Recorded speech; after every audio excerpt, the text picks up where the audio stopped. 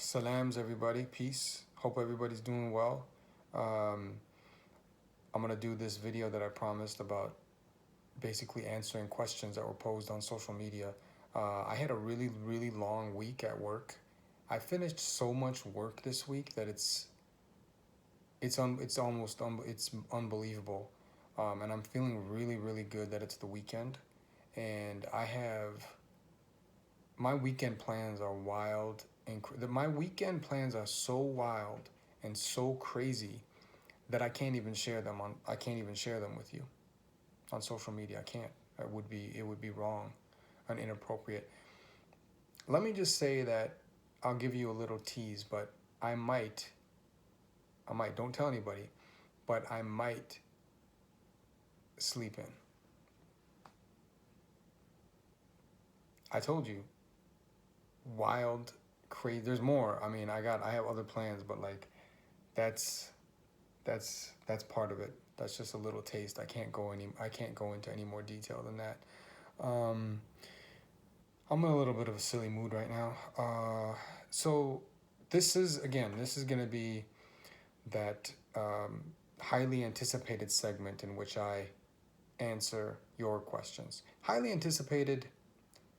That might be a bit of an exaggeration. Let me tone that down a little bit. Let's go with this is the mildly anticipated segment. I think that fits better. Actually, even the word anticipated here is problematic because it implies that people are like sitting back, like waiting in anticipation, for me to come on here. Like people are sitting back going, oh man, I hope Bulletpoint goes online and does a video and answers these questions.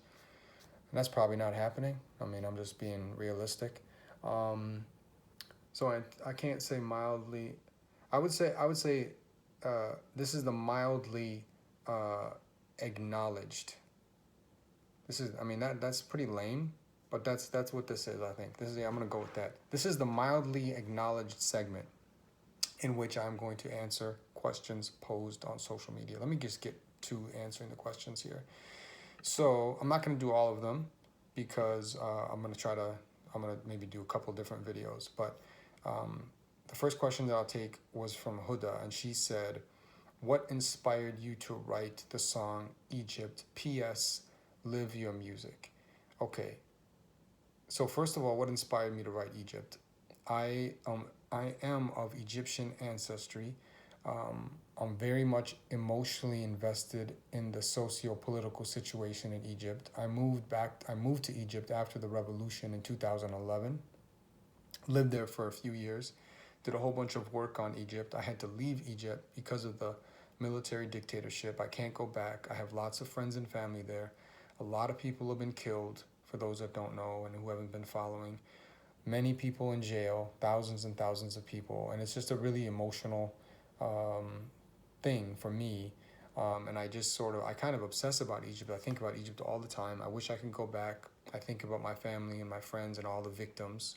I mean, myself personally, I'm very lucky, that, I mean, I'm very lucky. I didn't die. I didn't get killed. I didn't go to jail. Um, so, but I write about Egypt a lot in my work as an academic, and I think this was just honestly just a kind of a natural extension for me to write a song about Egypt, because I care so much about it, and Egyptians deserve better than a military dictatorship, and I hope and pray that things change sooner than later. Huda also said, P.S. Live your music. Now, Huda, I think this is a typo. The O and the I, as I stare at my keyboard, are right next to one another. So I think she means love your music. Now, she didn't say, I love your music. She just said, love your music. So I think that means that she loves my music. Thank you, Huda, for loving my music. It's also possible, though, that she's like issuing me a command, where she's like, like bullet point, love your music, you know. That's probably unlikely, but if that's what she meant, um, then I'll take that to heart. It's also possible that it's not a typo. I'm looking at it. It could just mean live your music. I mean, she could be telling me that she lives my music, which is even better than loving my music. Thank you for living my music if that's what you're doing. I would say there are more important things. I mean, I like my music, but I think there are more important things to live by. But that's just me. She could be telling me to live my music. Hoda, I think we need you to leave another comment and clarify. I might have to do a separate video just on this, like deconstructing what you meant in that PS comment. Okay, next question was from Tyler. Tyler asked two questions, good questions. Where do you draw your energy from, and how do you find the time in such an emotionally exhausting world? Let me take the second question first. So, how do I find the time? This gets to my process of writing music. So, first of all I do is rap. I don't produce the music. I don't mix the songs. I don't master the songs. I don't even do my social media, other than I guess now I'm doing these little short videos, but I don't post the social media. I don't distribute the songs on TuneCore, like putting them on iTunes and stuff like that. People do that. So I have a really great team. God bless all those people. All I have to do is write my lyrics and then go to the studio. Recording the songs in the studio doesn't take much time at all. It's expensive. Studio time can add up, so I try to be in and out. Like I recorded Egypt in like 20 minutes. And you can ask the homie Big Cats, who I record with in Minneapolis, and he would tell you it was about 20, maybe 25 minutes in and out that day when I recorded that song. But the writing process also doesn't take me a lot of time, because I shouldn't say it doesn't take time. It takes time to write, but it doesn't take dedicated time. Like I don't sit at a computer typically and like write. What I do is I put the instrumental in, listen to it on my ear pods when I'm working out or when I'm on a walk, or I'll put it in my car and listen to it. And I write over a period of however long it takes me to write a verse or a song or whatever. So, and actually, I think it's related to your other question, where do you draw your energy from? For me, it's not a matter of finding energy to write songs or to do music. The music and the writing process gives me energy. I actually encourage everybody to write. I love writing. I write. That's my job, is to write. My main job. My day job.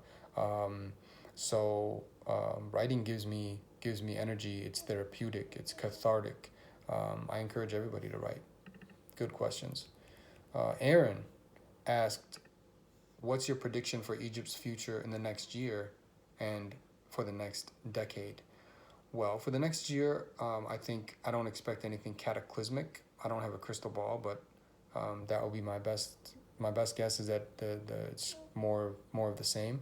Over the next decade, I think it's likely. Again, I don't have a crystal ball, but it's likely that Sisi, the president, faces a lot of difficulty, and it's possible that there will be another uprising. I've written about that, because you have this cocktail, all these elements. You've got a pretty incompetent government that keeps making mistakes and keeps mishandling important political issues and social issues. You have a really bad economic situation that's getting worse for the average person, for the average Egyptian. You have some infighting inside the power apparatus. You have now a new crisis, the water crisis, unfortunately, as if Egypt didn't have enough problems. And now you have also the fact that people have started slowly breaking the barrier of fear. People have gone out into the streets and protested in small numbers over the past 13 months. So, I think it's I wouldn't be surprised at all if there was another uprising in the next several years.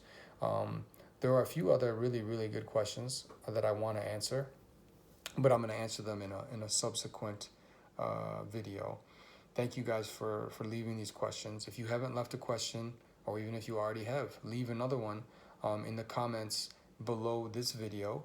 And don't forget to check out Purify and Egypt Until We Meet Again on Spotify or Apple Music, iTunes, Amazon Music, whatever. Also on YouTube.